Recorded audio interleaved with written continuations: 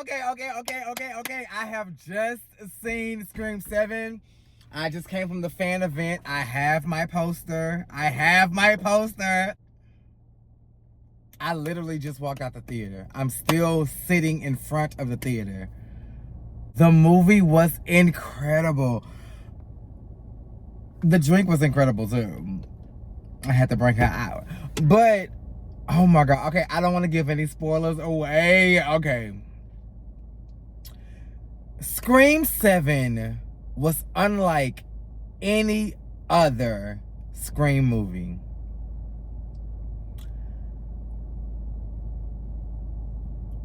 The best way I could put it is, you know how different 5 felt after seeing, the formula for 1, 2, 3, and 4, and how 5 just felt so different.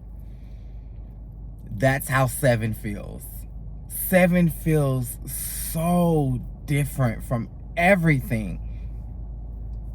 I remember going into the third act, and I looked at my phone and I was like, really? Are we here? You are engaged every second. There is not a slow moment. There is not a dull moment in this movie. Like, it gives you all of your things. The characters did a great job. Like, there were a lot of moments where I audibly was like, what the fuck? You can't be serious. In a very long time, I have never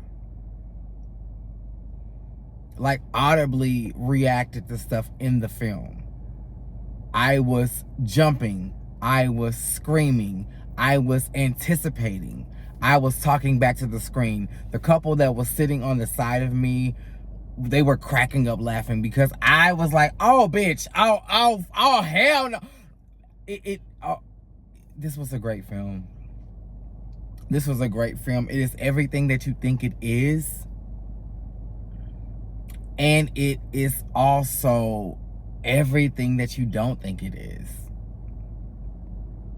Like, this film gave all of its things. Shout out to the incredible cast. Kevin Williamson, you did your big one. This is wow.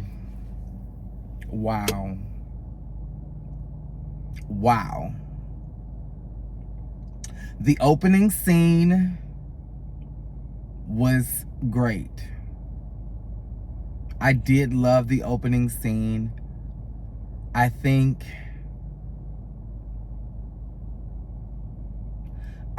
you'll like the opening scene.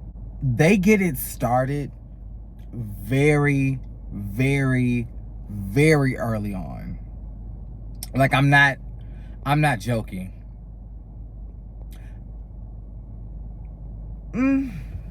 The opening scene is like 10 minutes. I will say that. It's a cold open. It gives you an opening scene. It gives you your things. I think the twists and turns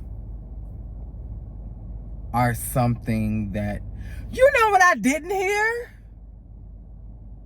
And of course I'm going to watch it again this weekend. I just had to get the fan event out the way. I didn't hear, this is going to be fun. I did not hear that line. Don't get me wrong. I got my things. But I didn't hear that particular line. There are some surprises in there. There are some surprises in there.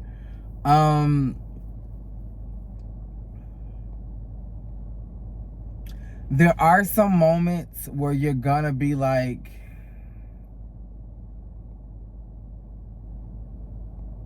are you serious? Because It's unlike any other Scream film. I loved this film. I thought this film was very innovative. I thought some of the kills. All right. There was one kill in particular. I'm just like, whoa. Scream has never gone in this direction. And I wasn't expecting that. I want to know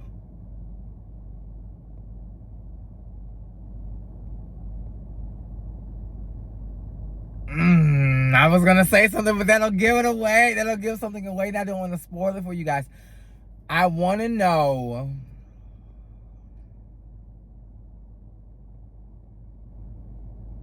There are some questions. I'll just say that. I have questions. I'm just so in awe. Like I'm speechless. I had to do a real-time reaction to give you guys my raw thoughts. But wow, like this movie was incredible. I loved it. I loved every second of it. I was definitely going into this film with a lot of anticipation. I remember taking a shot before I even started. Before I left the house, I took a shot. Because I was nervous and I was scared and I didn't know what to think and I wanted to just brace myself. And then I got here and I went straight to the bar. No popcorn, no food. I went straight to the bar, got me a drink. This drink has a little bit of everything in it. I don't know how I'm functioning now. But what pissed me off is halfway through the bartender's process of making this drink, I look up at the screen. There is a drink specifically for the Scream film. It's like a hibiscus lemon drop or something like that. And it's like on the top, they put like a wafer of Ghostface on the top of it. And like Ghostface is the top of the... I was like so upset because I wanted that drink, but I was like, he's already making this drink, so let me just go ahead and get what I'm going to get. But I'm coming back. And when I come back, I'm going to get the hibiscus drink. And I gotta come back because this is just a regular review. This is just a raw reaction to what I just saw. But I have to come back and break down what the fuck I just watched. And don't get me wrong, I said the words, what the fuck, at least 3 times in this film because what the fuck? I think you were greatly misdirected. And in other parts, you weren't. I am not going to lie to you. There were certain parts of this movie where the trailer greatly misdirects. Other parts of the movie where the trailer leads you down the path that you thought you were going down. And that's just the truth. I thought that the reveal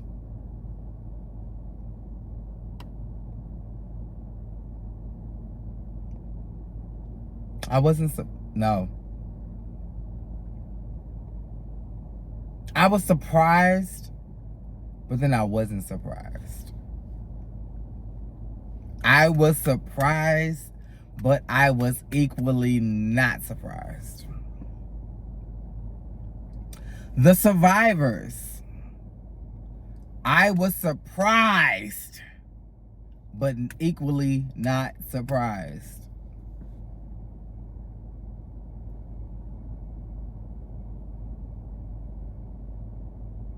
The ending...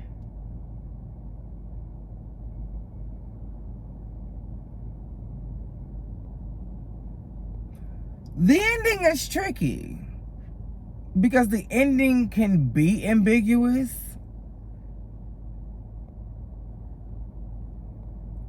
but the ending could also be final. So I think they set this up in a way that they could stretch it if they needed to.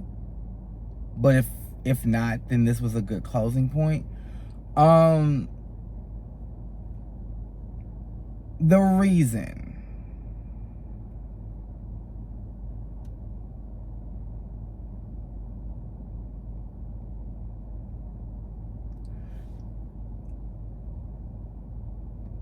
that is the part that is like, okay, you know, like the reason is the part that is really like,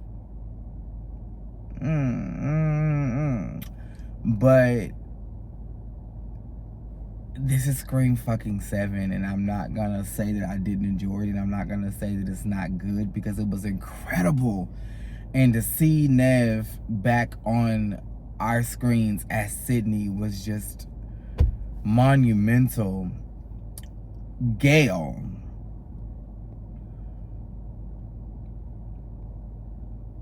I wanted more of Gail. I wanted more of Gail. I'm sorry, it's the drink, Gail. I'm sorry. The twins.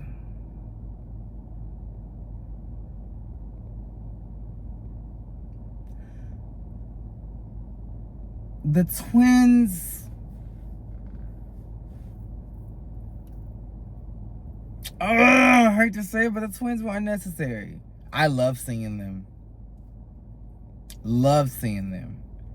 And it gave me a little bit of nostalgia, because as it relates to the new trilogy that we were supposed to get with, you know, Sam and Tara and, you know, Wes, you know, it was a bit of nostalgia because we've been seeing them consistently over the last, you know, couple of films. So for that sake, it was great to see them, but I don't think the movie would have been affected left or right had they not been in it.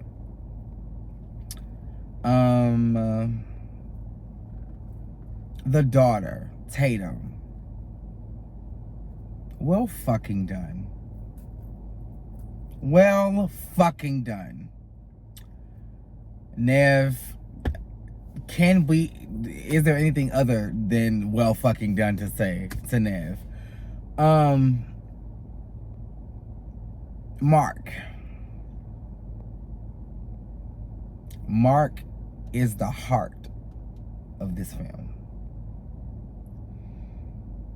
Mark is so gentle, and he is so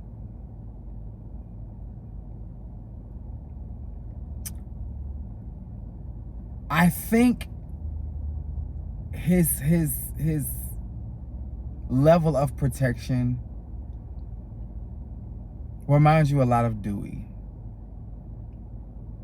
I mean, and it's not just because they were both, you know, police officers, but it's a very gentle yet fierce protection. A very soft but strong protection. And you just care. You care about Mark. Like, you just, you know, and I love that it turned out that way, because us finding out that she was married to a Mark, but it wasn't Mark Kincaid, was devastating to a lot of us fans. But I think that he does Sydney some justice. This is a great partner for Sydney. A great father to her children. I did say children. And it was mentioned that she had 2 other children.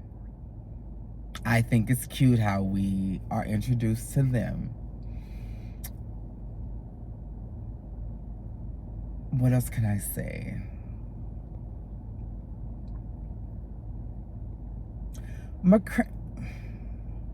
McKenna Grace's character is very entertaining to watch. I am greatly entertained, and I'm greatly excited when I see her. Like, I just know it's gonna be an entertaining scene. The character from Ghostbusters, the black girl, I think she reminds me a lot of, in terms of Scream, who does she remind me of? because she is witty, but you can tell she is so gentle. She is so sensitive. She is so cute. She gives me Annika. Not confirming or denying whether or not she lives or dies. But that's the attitude that she gives you. Like a sweet girl, but don't get it twisted.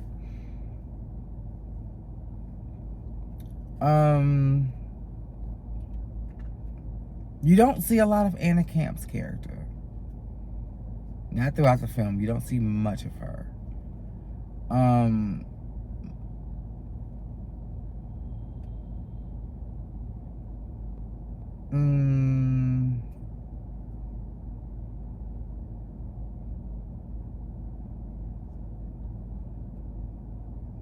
The hospital scene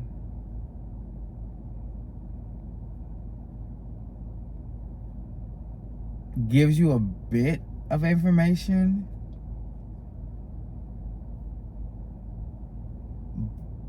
but it doesn't tie up the loose ends that you thought it was. And I think I'll end it there. If I had to rate this film, I would give it